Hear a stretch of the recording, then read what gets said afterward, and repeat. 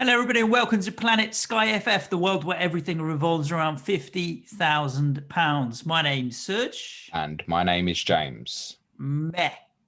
That was your weekend, was it? Meh.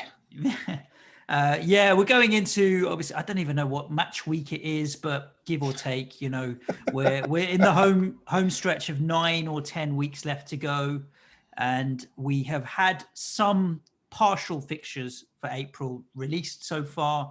We obviously know now who is and isn't in the FA Cup, and in this episode we're going to do what we always do: run down our teams. James will give you a little bit of fixture navigation. He'll be your fixture sat nav before we get into some of the Twitter That's questions. dangerous in case I'm fucking wrong, isn't it? So, Mayor, because I captained Stuart Dallas on Friday night. I didn't have Bamford. I only had Dubravka on the Saturday. Most people were on Lewis Dunk or other. The only saving grace was that I did captain Jesse Lingard on Sunday. I bought him and captained him. However, it wasn't a monster haul because he only picked up goal, assist, and appearance points. There was no shot tiers or man of the match and none of that stuff. So compared to what Harry Kane got, what did Harry Kane score on? Harry only got 7 on Sunday night. Jesse Lingard only got 11. So there wasn't a big differential there between the two. So I ended up flat at still 1,300, but I only used one transfer over the weekend, which was to get Gundogan out for Jesse Lingard. And it is what it is, to be honest with you. I'm not overly worried. I'm happy to come out of that weekend having missed Bamford and having missed any Brighton player to stay where I was in terms of rank. That's fine. I'll take it. Still looking for something inside the top 500 by the time we get to the end of the season. I think just to go back, Suj, it's not really Bamford that you missed Sunday night.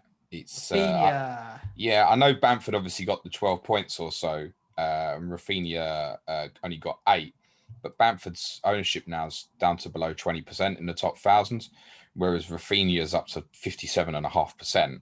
So Rafinha obviously mass owned. So I think the template weekend captaincy generally was Rafinha, Dunk, Kane. So a lot of people have obviously scored very similar. That's I think it's 50 points from the 3 of those with captaincy. And then obviously if you had odds and sods with that, it's dependent on how well you did. I only had Ollie Watkins 2 points to go on top of that. But to hit the 3 captaincies, that's absolutely fine. Take that for the weekend. Bamford didn't massively outscore Rafinha. Leeds conceding would have been a bit of a bonus for obviously people like yourself who were on Dallas, for example. Was it just 2 point at Dallas? Yes, it was. Yeah. So decent weekend in all. I'm up to 70th. What did you score overall then? It's 52. So it was 50 for the 3 captaincies. 44. So not too bad. Yeah, I did have Lingard Antonio. Put it back for you. You've got Antonio as well. Antonio as well. So that 7-pointer really did help. Okay, cool. So 50 points was kind of par of the course for the weekend, really. Rafinha, Dunk, and Kane. Obviously, as others would have perhaps gone Emi Martinez Sunday night, particularly with what Tottenham did in Zagreb Thursday. You can find out about that on other Planet FPL podcasts. I want to talk about fixtures. We're going to talk about it on every Planet FPL podcast for the future. This is a Planet SkyFF podcast, so we don't have to.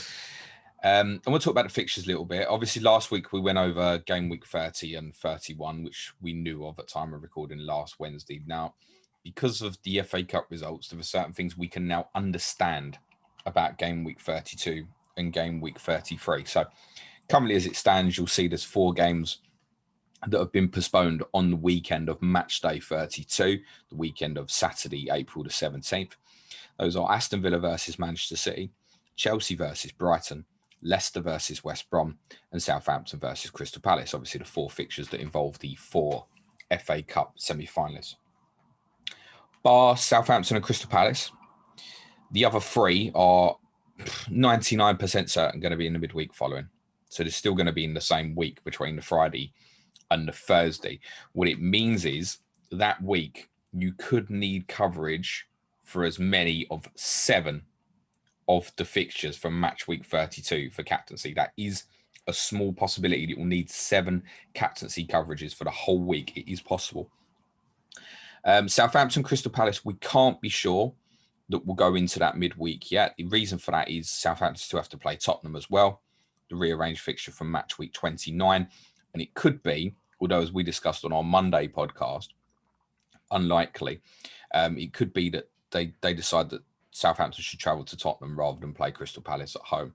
It's far more likely to be that it's Crystal Palace than Tottenham. There's a number of reasons for that. One of them, quite obviously, that Tottenham have got the Carabao Cup final afterwards. And if Southampton decided they didn't want to play 3 midweeks in a row a little while ago because they wanted a break, I think Tottenham have every reason to say, well, you can put us any midweek now we're out of Europe. Why are you going to put us the midweek before we've got a cup final?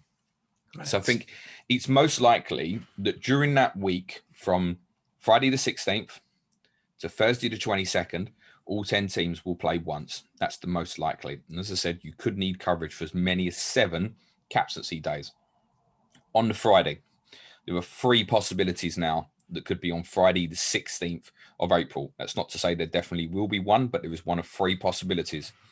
Everton versus Tottenham, which I guess if Everton versus Tottenham was on the Friday, would increase the possibility perhaps of Tottenham versus Southampton midweek afterwards, because then Tottenham could have a break like Friday, Tuesday, then Sunday, which seems quite reasonable.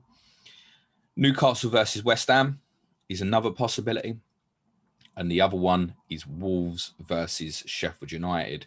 Now, with Wolves playing the Friday before, that seems the least likely.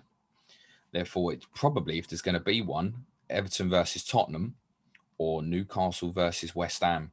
And it could be interesting for Everton because obviously they don't play till Monday the 5th, then play Monday the 12th, then they could have Friday the 16th. So actually, Everton could have a 3-1 over the majority of teams starting from their Crystal Palace fixture on Monday. Palace had that a while back, didn't they? Where they played on a Monday and then a Friday. Was it Palace? Yeah. Yeah, Palace had Newcastle and Burnley early in the season, didn't they? It was a Monday and a Friday night in a row. So yes, that could happen with Everton. And we all got Zaha, and Zaha went down injured, didn't he? Or what have you? No, many of us had the magnificent Vicente Gaeta, mates. I don't know what you're talking about. Yeah. In terms of the Saturday fixtures, obviously, you probably only like to have 3 fixtures on the Saturday as a maximum. Same probably applies as the Sunday, so they don't clash with the FA Cup semi-finals. I think it's most likely that the BBC will probably want Chelsea and Manchester City, and they will most likely probably want it at 5:30 on a Saturday, which probably leaves BT with Leicester versus Southampton probably on the Sunday afternoon. That's the most likely. But in terms of the games now on that Saturday, it's the same 3 fixtures I said, plus Leeds against Liverpool is the other possibility. So between the Friday and the Saturday is basically now need 4 fixtures. We can start understanding how this game week is going to look. And part of the reason why it's only those 4 fixtures is because Arsenal and Manchester United are obviously still in the Europa League. They have fixtures against Fulham and Burnley respectively, which obviously not going to be played till at least the Sunday because the 2 teams play in Europe on the Thursday before. And the other 4 games are obviously moved because of the FA Cup semi-finals. So between the Friday, Saturday, there's only 4 games that can happen. Everton, Tottenham, Leeds, Liverpool, Newcastle, West Ham, Wolves, Sheffield United. Leeds, Liverpool won't be the Friday night because of Liverpool's Champions League involvement. I'm not sure if I think Liverpool are playing the Tuesday that week, but it would be fairly ridiculous to schedule them for the Friday when you night. don't need to, why bother? Correct. And also Leeds, Liverpool, based on the 4-3 at the start of the season, could be a big game. So they're going to want it prime time, 5:30 on a Saturday or 4:30 on a Sunday. It depends who picks that up. If we assume that Chelsea Man City is probably the 5:30, it probably depends if BT or Sky pick it up. So if BT pick it up, it'll almost definitely be the 12:30 on the Saturday. Yep. If Sky pick it up, they might decide that the Sunday's okay. They could even put that on the Monday night. Yep. To be honest, it's not to say that it definitely will be the Saturday. It's quite conceivable that the 3 fixtures I said could be the Friday night will be the Saturday, and Leeds Liverpool goes into the Sunday or the Monday, because let's say that those 4 fixtures I mentioned were all on the Friday, Saturday. It only leaves Arsenal versus Fulham and Manchester United versus Burnley for the Sunday and the Monday slots.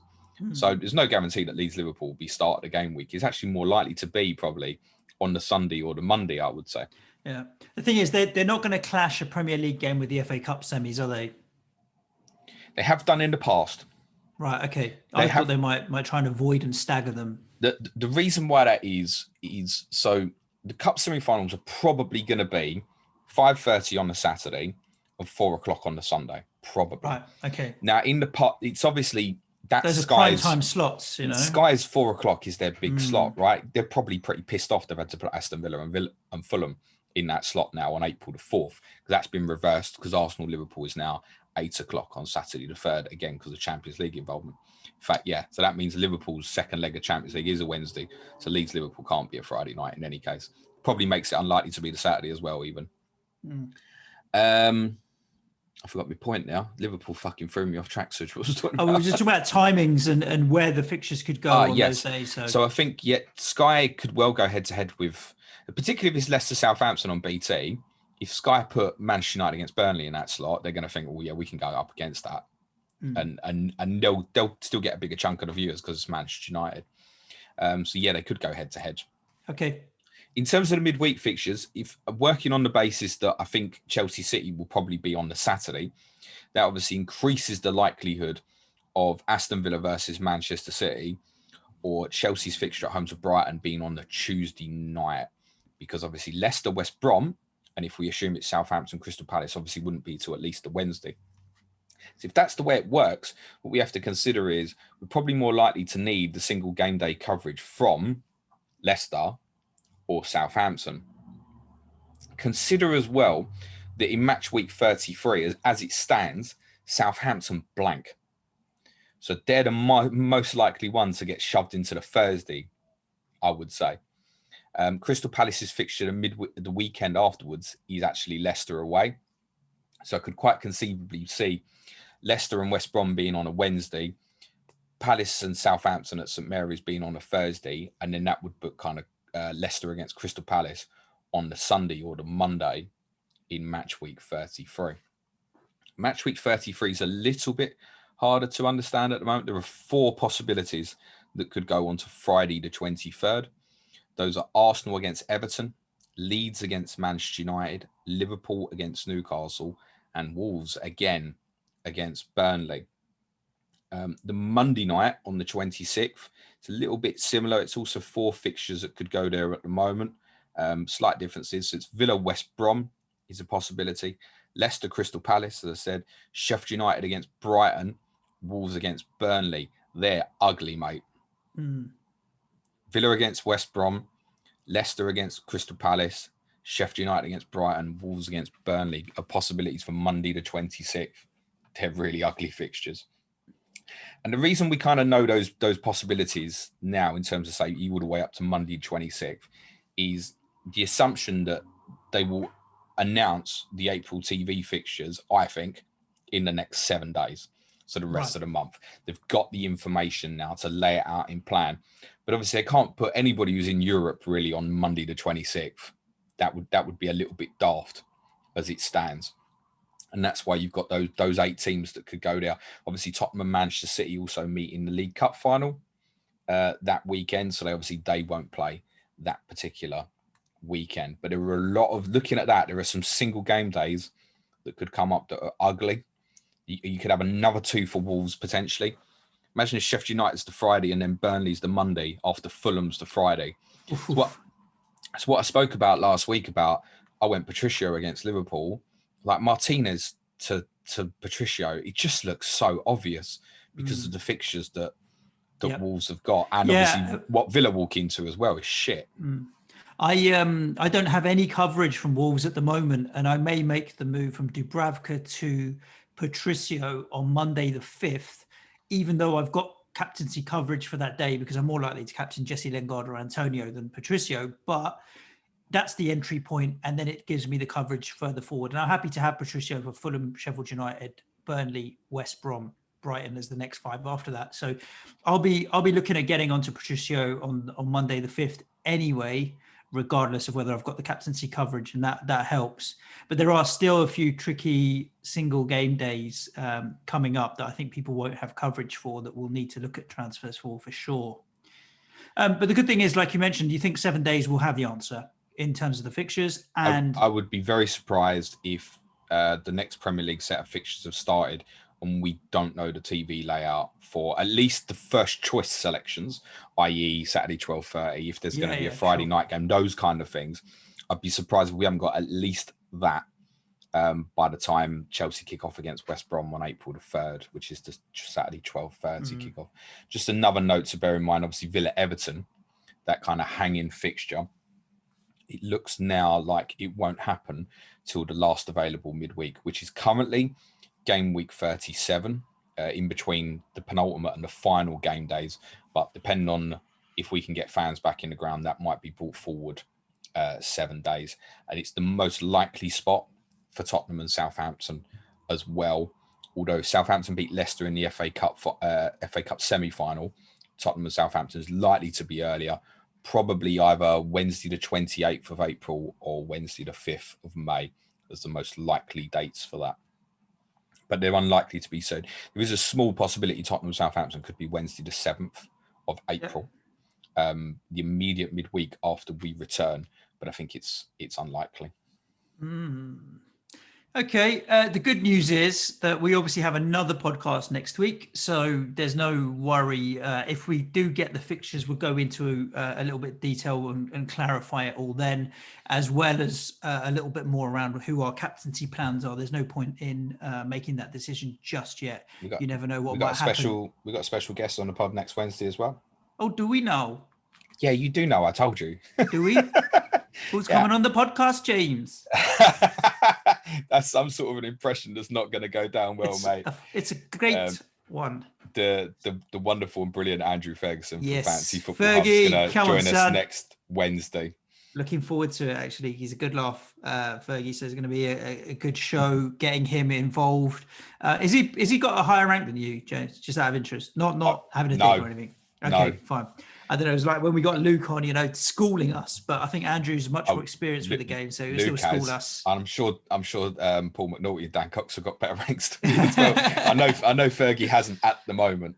But there's no games between now and then. So Andrew Ferguson of Hub first in, I want to say, Sun Dream Team or something at the moment. Is he? Yeah. He's we're gonna have some fun. I mean, it'll be really good to get Fergie on next week. So do come and listen to that pod. It was very good when we had Luke on as well. So having another person in who's a bit better than us at this game, or me specifically, is always helpful. But we're having some fun along the way. We have some Twitter questions, James. We'll skip the captaincy this week. There's just no point. There's no game. No, we'll talk about it next week. Yeah, we will indeed. But we do have a tweet. James did put a tweet out saying that we're going to answer every single Sky question, which happy to do.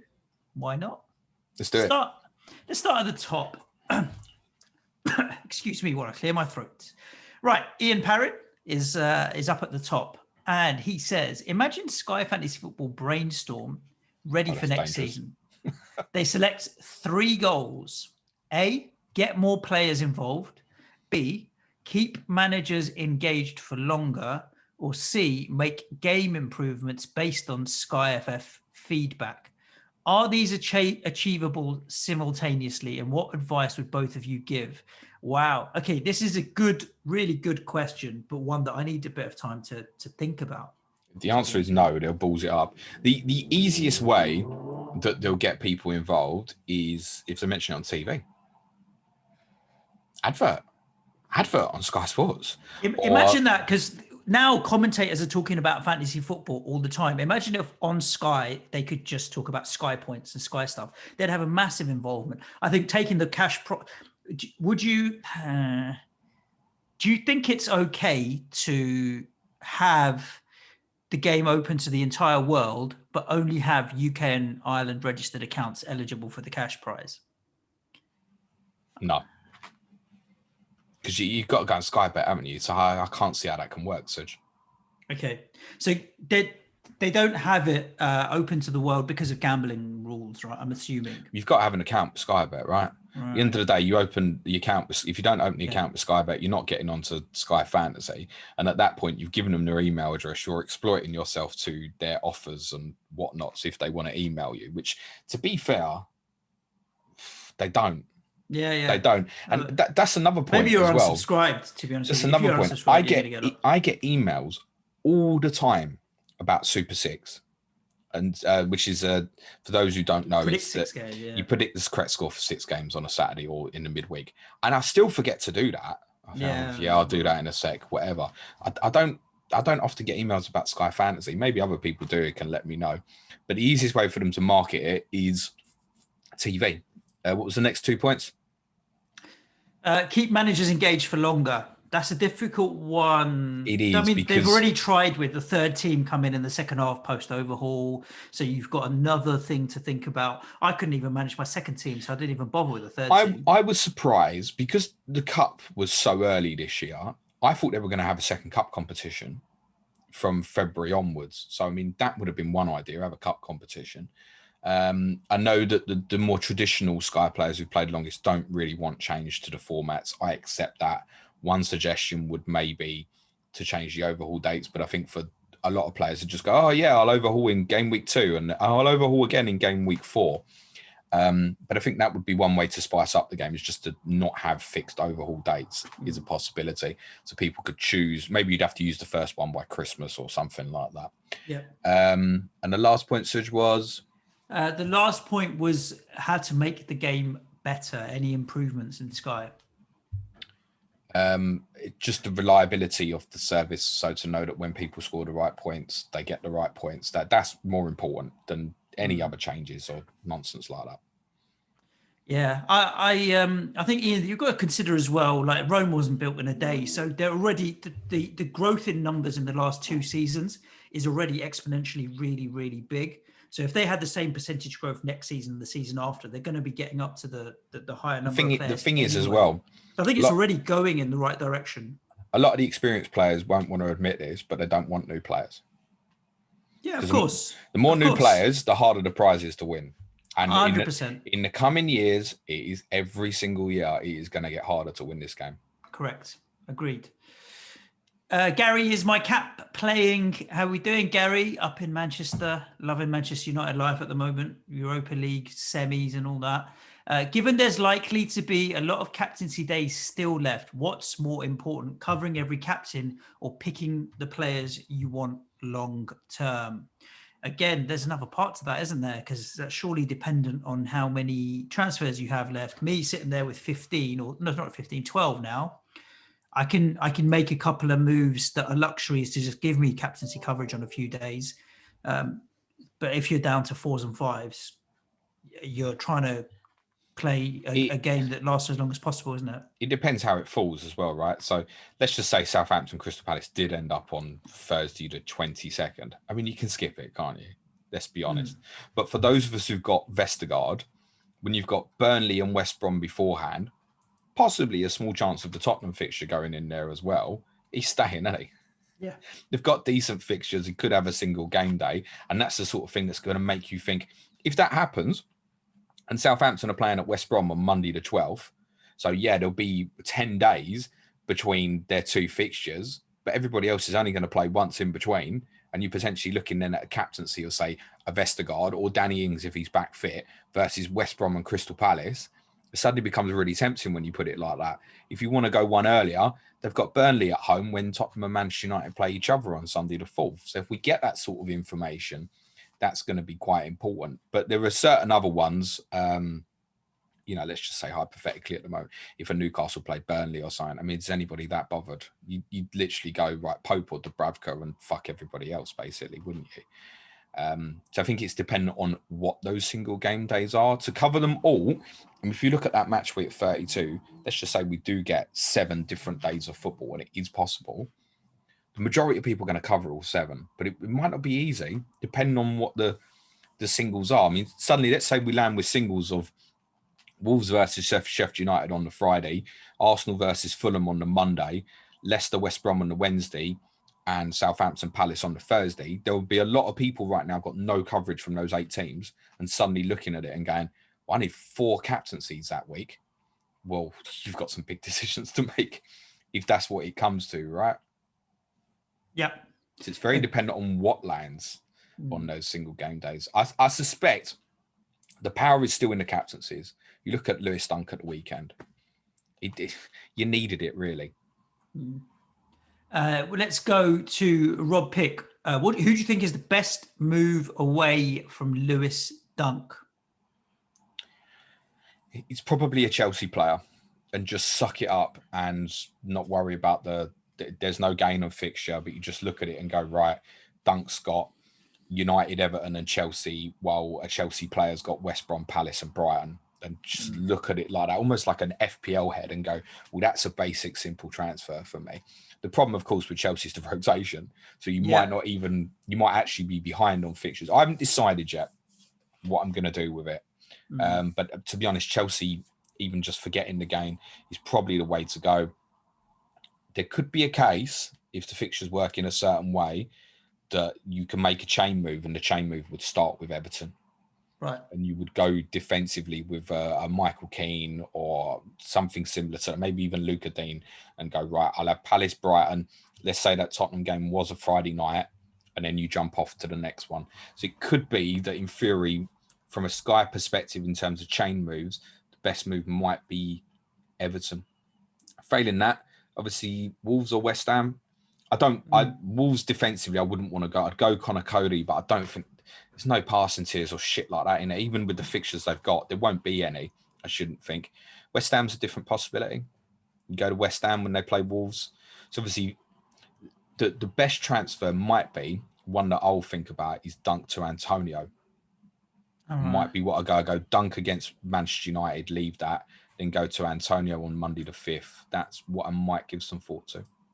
Yeah, I think Southampton's another one that might be interesting depending on captaincy coverage and if we need them for a single game day. So a Vestergaard maybe. But that move could be made further down the line. So I don't think that's high priority, but have a look and see how the fixtures play out. Tom Hartnell, SkyFF, says, what do you think of moving Martinez for Patricio to cover the Fulham captaincy and then the good Wolves fixtures? I mean, I'm going to be doing a Dubravka to Patricio, but I do think that's possibly one of the better, sensible moves.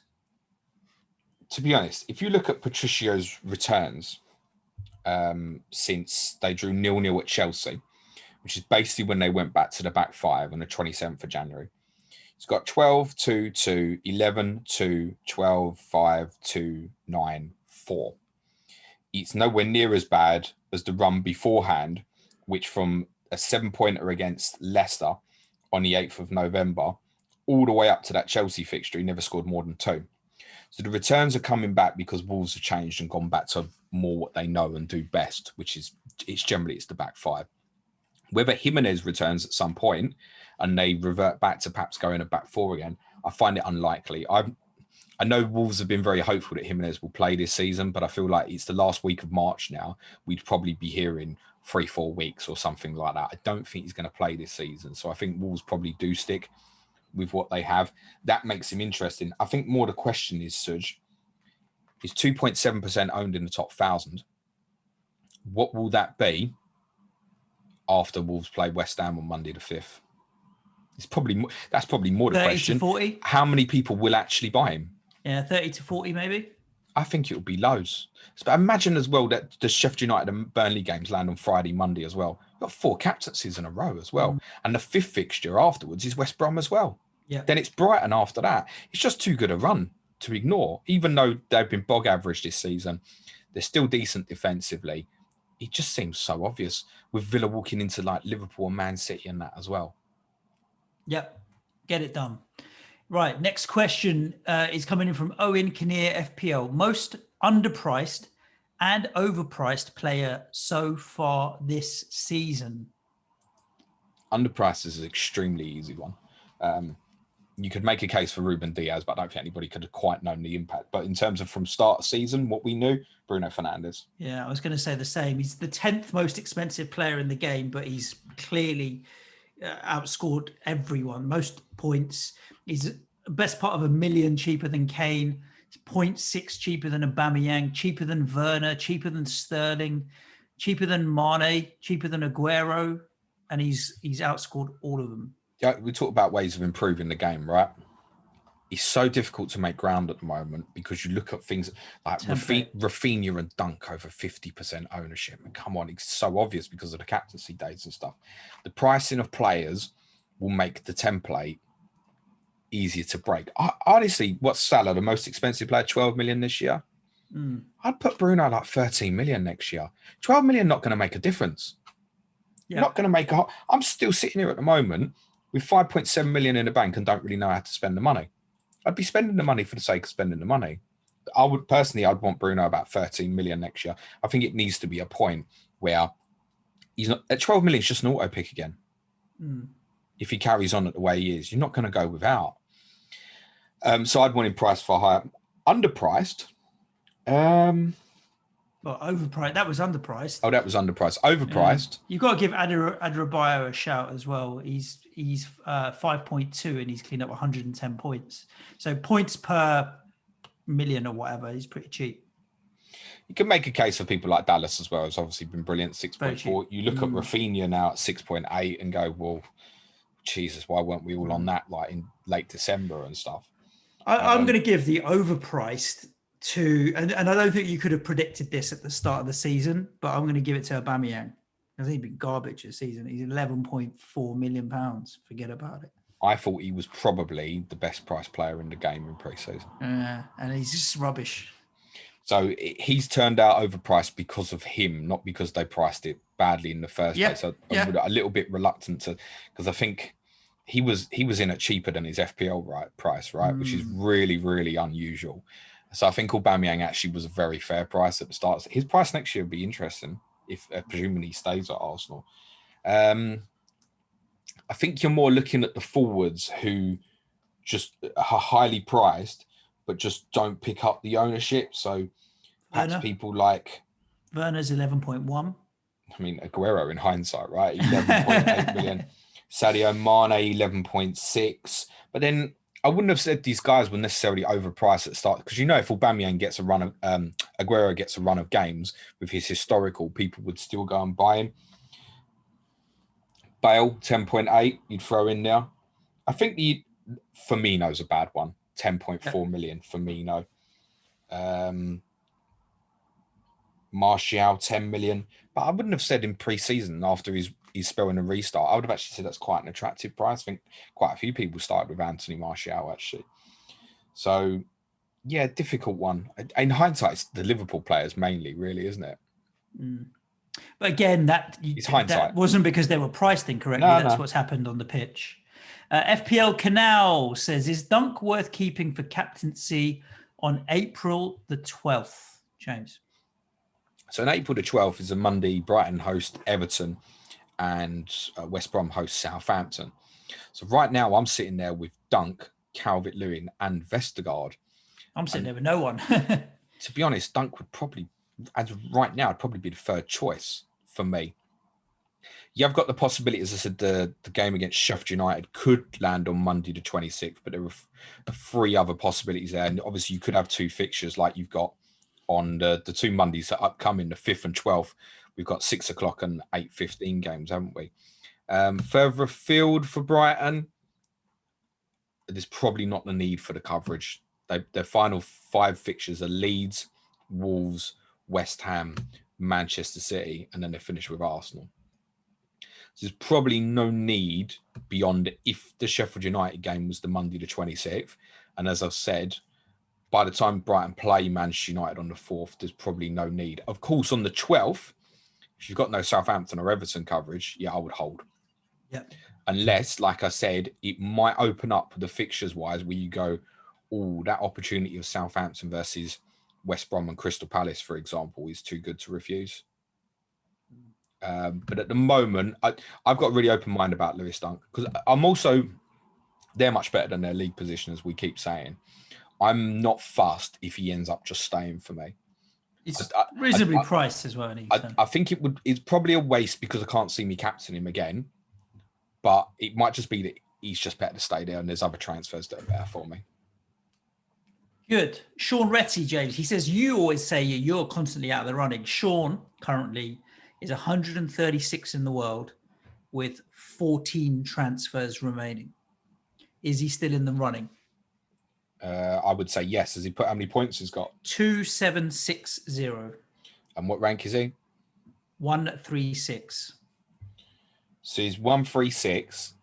He's 32 points behind me, with 6 transfers in hand. Yeah.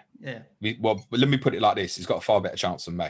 Okay. And he says if you say he's still in the running, don't tell his missus, because he's getting a free pass to watch every single game because she reckons he's going to win 50 grand. You're still in the running. You can get the free pass. I mean, listen, the transfers have got to work out for you, obviously, but that's a big advantage. Yeah. And that's part way I say me at 70th, like I can't win it, is because I haven't got the transfers in hand.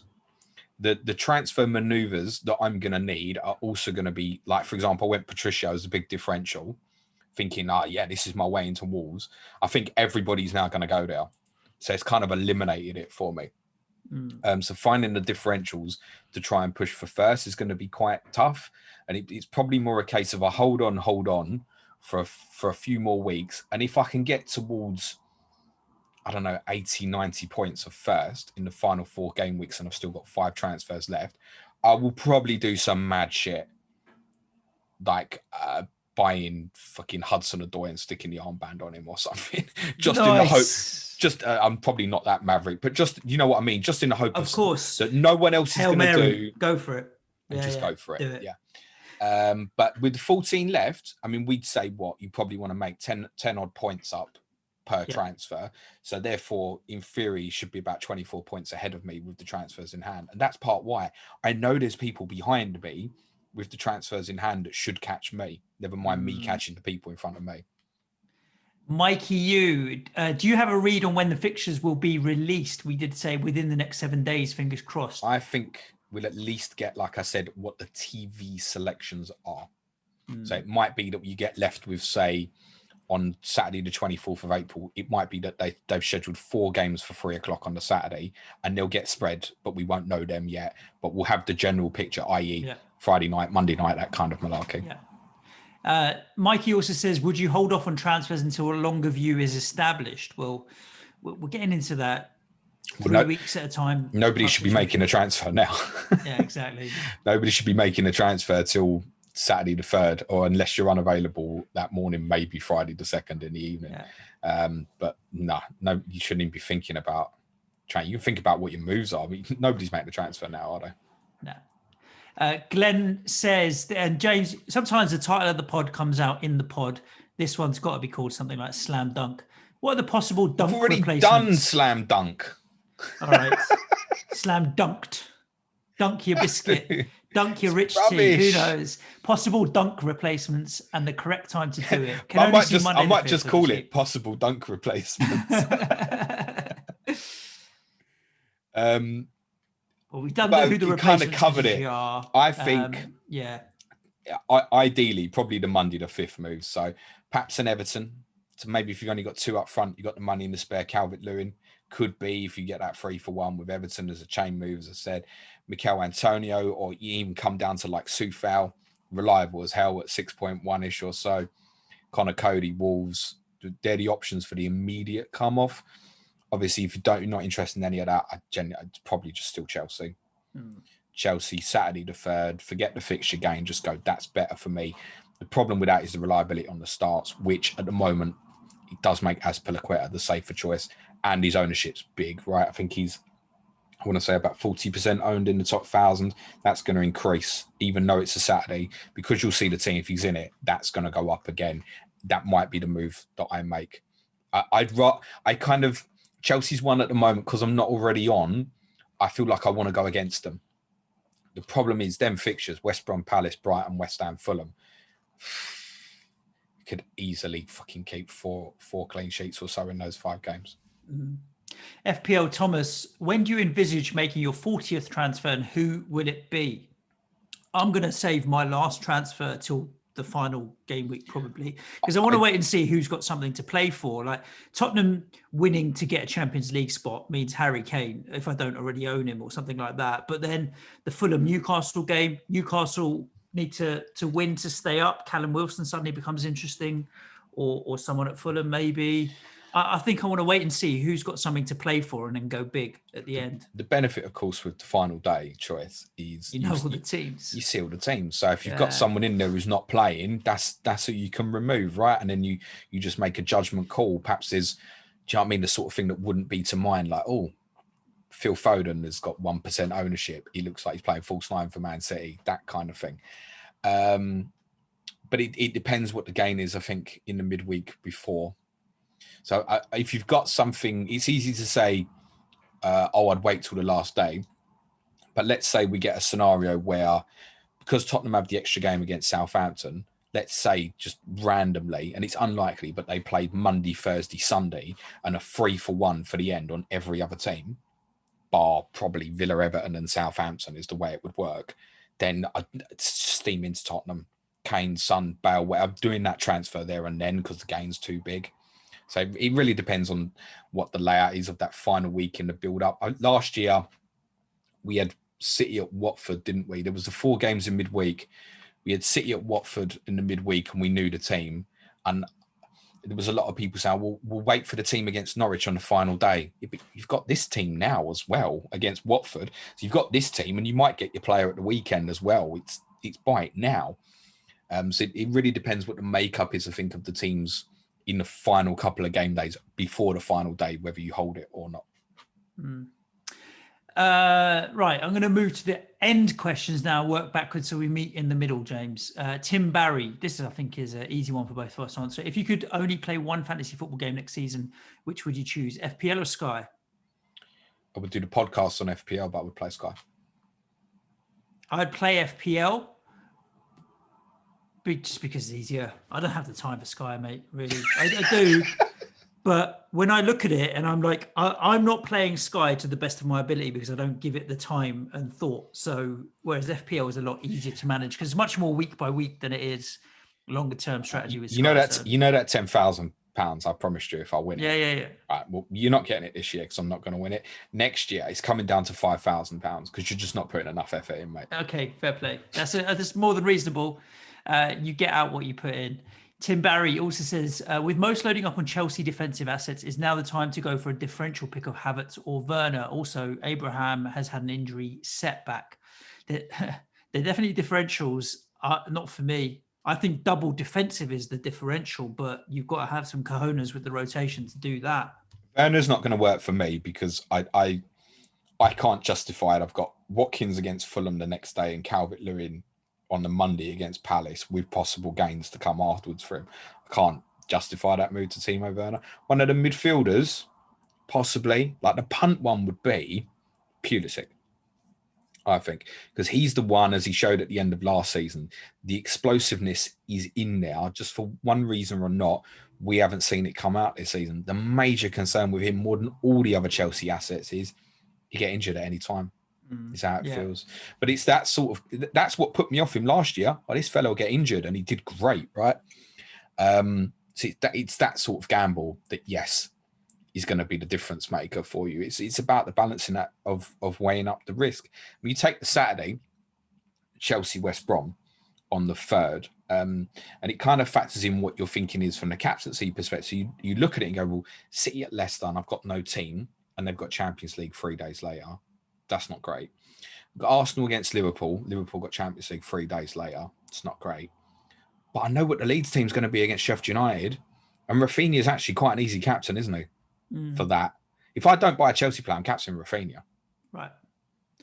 The season keepers, looking ahead to next season, are there any obvious players that you would reclassify position for, like we occasionally see in FPL? I mean, my go-to is always my club, and Antonio is pretty fucking obvious. He's not a midfielder. Put him as a striker next season. That's the one that leaps off the page for me straight away. But I've not really been able to leverage out of positions in this game so much, I don't feel.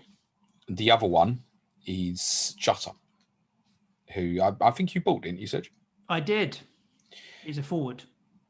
As you forward now? I'm pretty sure I bought him as a forward, yeah. Did you? My team, Diogo Jota's a forward. Yeah. What price is he? 9.1. Oh, scrap that then. Yeah, to be honest, Antonio is the only really obvious one. I mean, Antonio was a little bit bizarre because we all could have told you that in pre-season. Yeah. So he's been playing up front for ages. Not even the back end of last season's crazy. There were certain other ones, like obviously Dallas plays in midfield a lot, but fundamentally, he's still a defender. Alioski's apparently going to Galatasaray, which has pissed off a lot of Leeds fans in the summer. So unless they buy in that area, Dallas longer term is going to go back to left back and that. So No, there were more mistakes last season positionally than I think we've had this season. Mark McFadden, looking back over the season, if you could change one transfer you made, which one would it be? I transferred in Jota instead of Salah before Wolves. Cost me 28 net points as a transfer. And a transfer as Jota was injured that midweek. With those 28 points, I'd be 13th instead of 35th. Oof. We're all going to have stories like that. On Friday, Serge, we're doing Sky Fantasy Football Extra Time. And the theme around it is going to be something surrounding around a season with no regrets, or is it? So I don't really want to answer that, but I will. The best and worst transfer for me this season, as I said previously, is exactly the same. It's Joel Matip. Was my best transfer and my worst transfer. Mine would be Jack Grealish. Sold him and bought him without Villa having a game. It was a bit of a fuck up from Overhaul, to be honest with you. But yeah, I'll bring that up in Sky Extra Time as well. Leon Hobson, best asset to buy from both Arsenal and Wolves, or could we avoid completely? Wolves, we're looking at Patricio, maybe Neto. Neto is the alternative from Wolves in terms of the explosiveness is potentially there. I don't really want a Wolves attacking asset in my Sky team. I've had Jimenez this season. I've had Neto. They actually both did okay for me at the right time. Neto, I mean, we're talking about differentials. Neto could do really well and do brilliant for some people. I just think Patricio is the safer play generally. The defensive guys, we said, won't be tears. Arsenal, I might still end up with Aubameyang. I'd spoke about Gabriel last week, and then he was back out the team on Sunday, which I didn't particularly understand. And I think it probably means that Kieran Tierney is probably the best one. If I said to you, Serge, how many Sky points has Kieran Tierney got this season without looking? Do you know the answer? 130 points. 89. Ooh, slow. It's not good, is it? Now, listen, very low. He obviously has missed some time this season with injuries. That's obviously worth saying. But you look back, but Arsenal have got one of the highest record in terms of clean sheets this season, so he's missed a lot of those games. If you look at Tierney's points this season, he got the 20-pointer, which rewarded a lot of people against West Bromwich Albion. But other than that, he hasn't got more than an 8. Okay. A 9 against Fulham opening day. So that's not great. So Saka's another one, falls into that category with Neto.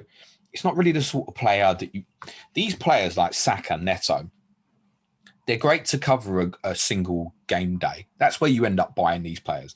Oh, I need Neto because I want coverage for Fulham versus Wolves or the like. But they're at the end of the day, you have to remember what they are. They're enablers at that price. There's a reason they're at that price. Now, both Saka and Neto are probably going to be at prices next season where they're probably too expensive and they just won't get bought by anyone's possibility. Saka's maybe the one. What price is Ostergaard or Odegaard even? Yeah, because Ostergaard is quite 7.7. The interesting thing with him is, I mean, how has he not got man of the match in the last 2 games, by the way? I don't know who Arsenal's man of the match was in those 2 games. Listen, that's a whole different podcast, Sky Fantasy Football man of the match. But there's no real returns in Odegaard. I mean, he had passing tier at West Ham's pretty impressive. He obviously scored against Tottenham. Those are his returns. I'd probably more punt him as a differential because I think he could stand out as a man of the match alternative in quite a number of games coming up for Arsenal. But the other problem with them is the Europa fucking rotation, that ropey dope shit, which obviously my team did not want to partake in anymore. There aren't any great assets from Arsenal. And that's why when it comes to it, if you're looking for the armband, I look at them fixtures. Sheffield United, Fulham, Everton, Newcastle, West Brom. If Aubameyang starts 4 of them, I think he'll get more goals than starts. And that's what makes him interesting. To know that in one of those 3 home games, we spoke about this Monday, Fulham, Everton, West Brom, the 3 home games between match weeks 32 and 35. In one of those games, he is going to go off. He's probably the final one, the West Brom game. So let's answer FPL off-spinner's question. Having made the poor decision of bringing in Aubameyang, do I stick with him or replace him? I have 13 transfers left. I personally would just bin him because of the amount of money he is, and there's other players that are better value. But James makes a fair point that, you know, the home games for Arsenal, and he could go off, and depending on what your rank is, he could be a differential that gives you rise. I'd keep him. Think of Liverpool and the pace problems they have in behind the kind of right back, right centre back areas. So even if Aubameyang plays on the left against Liverpool, it's the sort of game that could be good for him. If Arsenal got players like David Luiz and Xhaka, will just ping it over the top for him without hesitation. So the Liverpool fixture is actually fine for him, assuming he starts. Now then, in between them playing Fulham, which is not going to be before Sunday the 18th, there's other teams like possibly Everton, for example, are going to have 3-for-1s over him. But then even if you sell, you're selling him for Sheffield United away, and he's probably, if you keep him, he's the outstanding captaincy choice that day.